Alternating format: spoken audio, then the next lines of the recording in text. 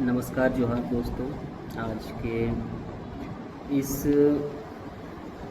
Video में हम लोग क्लास 11 के मैथ्स का एक टॉपिक जो है वो डिस्कस करेंगे, जो 11 क्लास के मैथ्स का पहला चैप्टर है और इस चैप्टर का नाम है सेट्स।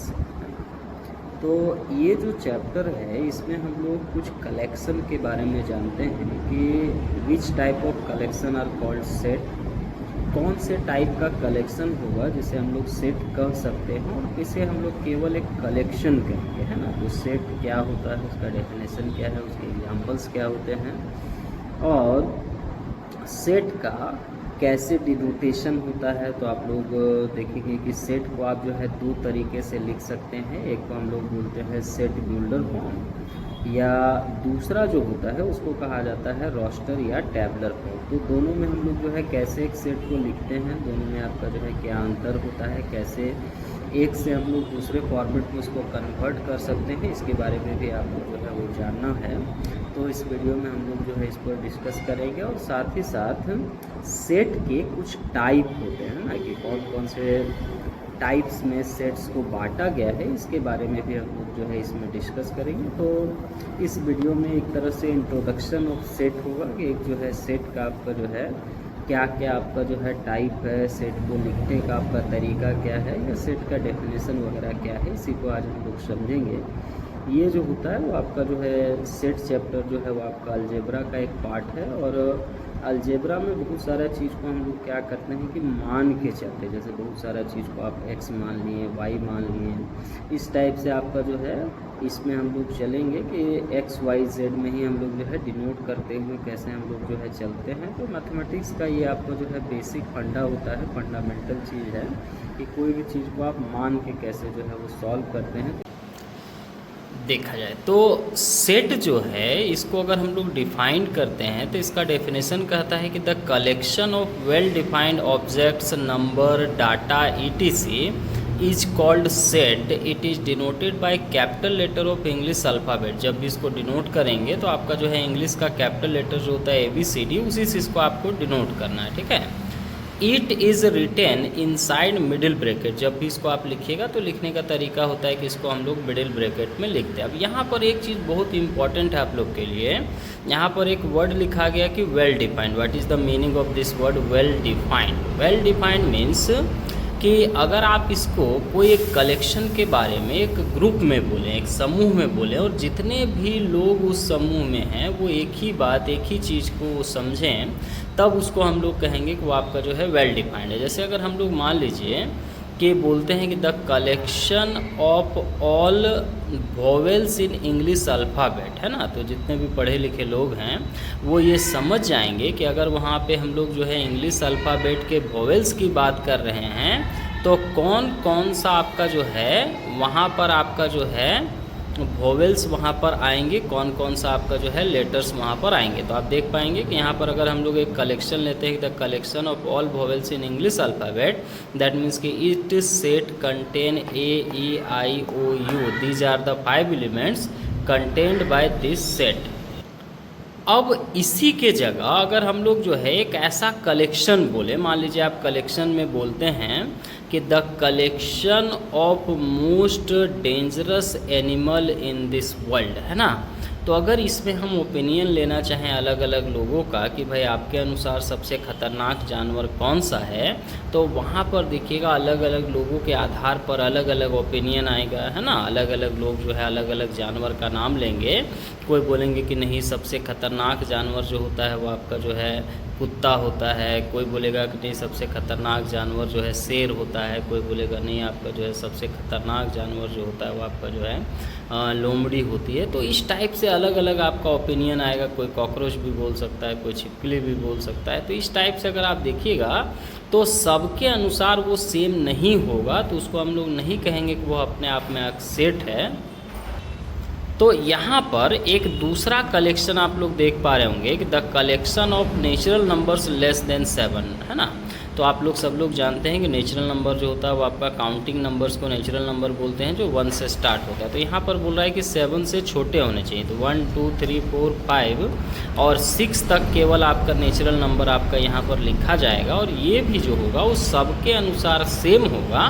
तो हम लोग कहेंगे कि यह जो कलेक्शन है वो भी अपने आप में एक सेट है, तो इसको हम लोग एक सेट कहेंगे। अब आगे हम लोग समझते हैं कि किसे सेट नहीं कहेंगे, है ना, देखा जाए, है ना। तो यहाँ पर हम लोगों ने जो है दो तरह का जो है कलेक्शन को हम लोगों ने यहाँ पर देखा है। एक है the collection of 2 most dangerous animals, है ना। मान लीजिए आप जो है समूह में एक, मान लीजिए 10-20 लोगों का ग्रुप है, उस ग्रुप में आप पूछें लोगों से कि क्या आपके अनुसार सबसे खतरनाक 2 जानवर कौन से हैं, तो क्या सभी के नाम से, सभी के मुंह से जो नाम आएंगे, क्या वो सभी का आपका सेम आएगा? तो पॉसिबिलिटी है, या श्योरली हम लोग कह सकते हैं कि ऐसे 2 नाम सभी के सेम नहीं आएंगे, है ना। उसके बाद यहाँ का रहा है the collection of 5 best actors of Bollywood.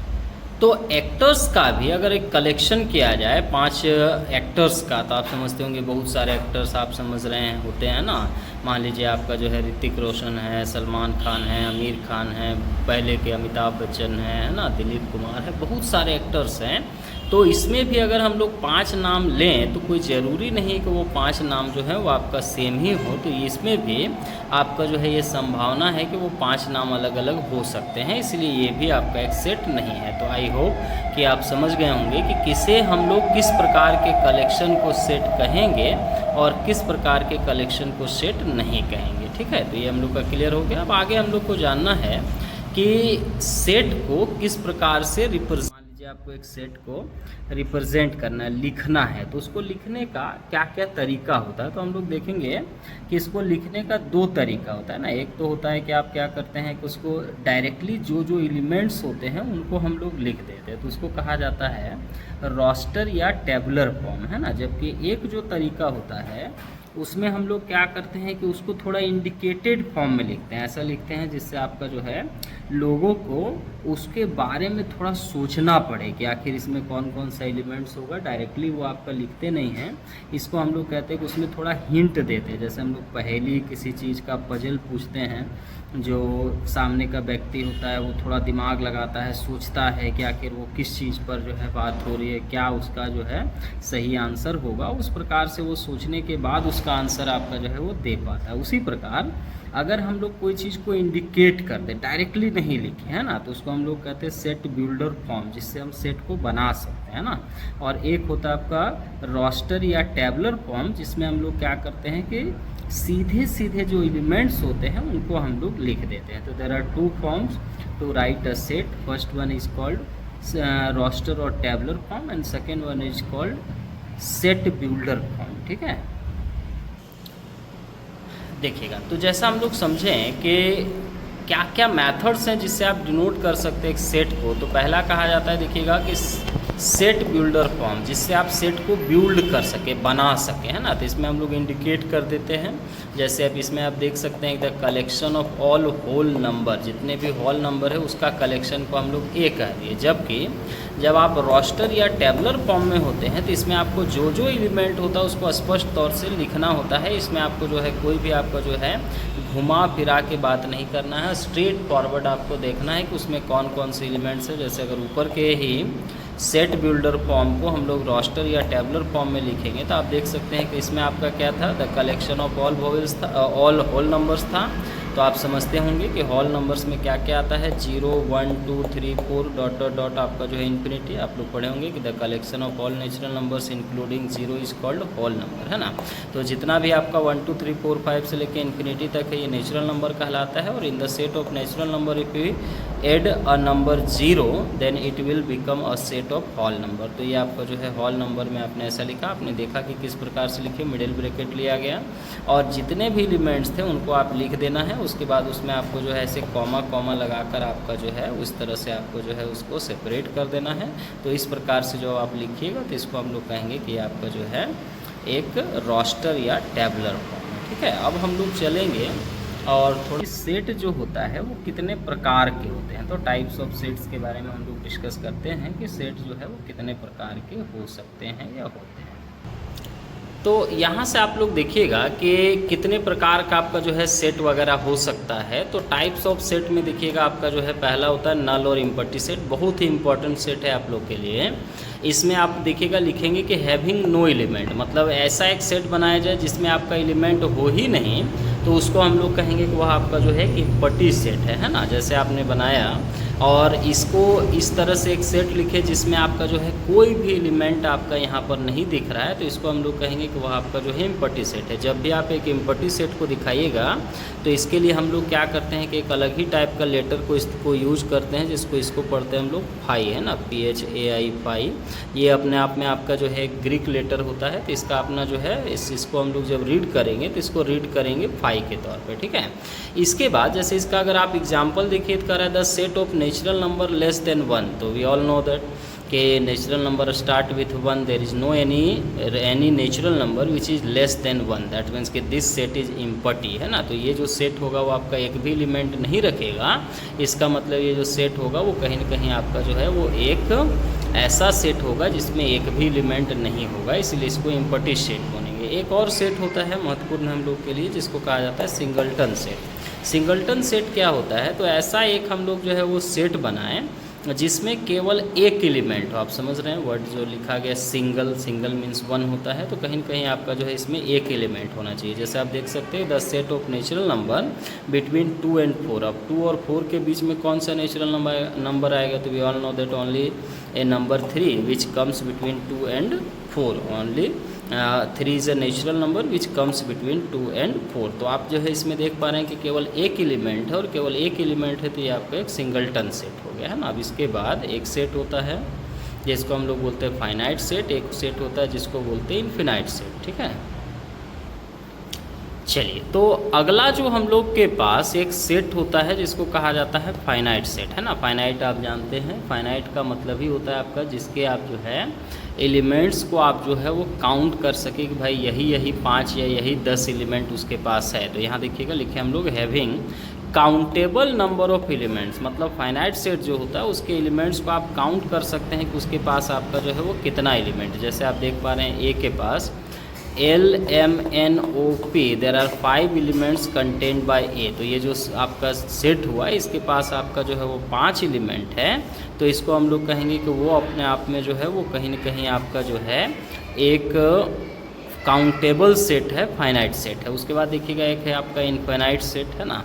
तो इनफिनाइट सेट जो होता है इसमें आप कह रहे हैं कि having uncountable number of elements, मतलब इसमें कितना एलिमेंट होगा तो इसको आप काउंट नहीं कर सकते। जैसे आपने एक एग्जांपल लिया the set of all natural numbers, है ना। तो we all know that natural number start with 1 and goes to infinity, 1 2 3 4 ऐसे आपका जो है इसका कोई आपका जो है काउंटिंग लास्ट नहीं होता है कि यहाँ जाकर आपका जो है ये समाप्त हो जाएगा। तो इस तरह का आपका जो सेट होता है उसको हम लोग बोलते हैं कि वो आपका जो है आगे बढ़ते रहेगा, वो आपका जो है इन्फिनिटी तक वो आपका जो है वो चला जाता है। तो इस तरह का सेट को हम लोग बोलते हैं इन्फिनाइट सेट। तो बहुत सारे एग्जाम्पल आपको ऐसे मिल जाएंगे जो इन्फिनाइट सेट्स के हैं, बहुत सारे एग्जाम्पल आपको मिल जाएंगे कि वो फाइनाइट सेट्स के हैं। तो आप लोग जो है इसके एग्जाम्पल्स वगैरह को जो है अपने से भी सोचिएगा, आपको बहुत सारे ऐसे एग्जाम्पल्स किताब में भी हैं, बहुत सारे एग्जाम्पल्स आप जो है अपने भी प्रैक्टिकल लाइफ से भी इसके बारे में आप सोच सकते हैं कि कौन कौन से ऐसे हैं जिनको हम काउंट कर सकते हैं, किनको काउंट नहीं कर सकते हैं। सब चीज़ों को आगे जो है वो समझना। अब इसमें एक चीज़ आप लोग और अभी समझ लीजिए फिलहाल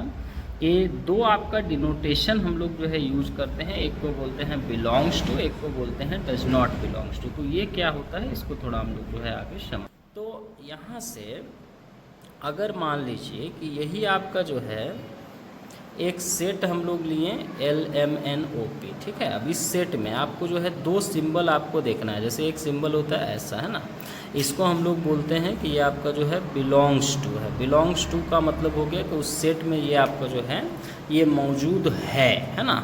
और जो इसमें नहीं रहेगा उसमें डज नॉट बिलोंग्स जो है वो ऐसे लिख के ऐसे काट देंगे, तो इस सिंबल को हम लोग पढ़ते हैं डज नॉट बिलोंग, है ना, कि ये जो है ये आपका बिलोंग नहीं कर रहा है। जैसे एक बहुत ही सिंपल सा आपका जो है यहाँ पर आपका क्वेश्चन एग्जाम में आता है कि जैसे M बोलेगा कि M जो है यहाँ बीच में सिंबल छोड़ दिया और फिर यहाँ A बोल दिया कि इसमें ये बिलोंग्स का सिंबल आएगा कि डज नॉट बिलोंग्स का आएगा। तो आप देख सकते हैं कि M वहाँ है तो इसमें हम लोग लिखेंगे कि इस तरह से कि ये आपका बिलोंग्स करता है, जबकि इस सेट में देखिएगा आपका जो है ABCD कुछ भी नहीं है ना, एलिमेंट से शुरू हो रहा है। तो अगर आप स्मॉल a देखिएगा तो ये आपका बिलोंग्स नहीं कर रहा है A में, तो इस तरह से इसको बिलोंग्स लिख के आप काट देंगे। जैसे आप जानते हैं कि इसको इज इक्वल टू बोलते हैं, अब ऐसे करके काट देने से हम लोग जो है बोलते हैं कि नॉट इक्वल टू। तो वैसे ही इसका अर्थ हो गया कि बिलोंग्स करना, और इसका हो गया कि बिलोंग्स नहीं करना। तो ये दो सिंबल भी आप जो है जब इसको डिनोट करते हैं उस समय हम लोग के पास आता है। तो हम लोग जो है इस तरह से देखिएगा कि सेट क्या है, सेट आपका जो है कैसे डिनोट होता है और कैसे आप जो है सेट में उसको अलग अलग भागों में बांटते हैं, इसके बारे में आज हम लोग समझें। आगे भी कुछ कुछ चीज़ें हैं इसमें, उसको हम लोग समझेंगे। आज के लिए हम लोग जो है यहीं समाप्त करते हैं। धन्यवाद।